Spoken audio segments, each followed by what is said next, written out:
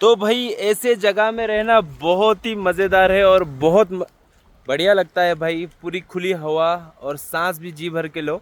और ऐसी जगह पर मैं काम करता हूँ। और देखो भाई, ऐसा व्यू आपको पैसे देने पर भी नहीं मिलेगा। बारिश हो रही है, मस्त है। खेत देख लो। हालांकि ये खेत मेरे नहीं है भाई,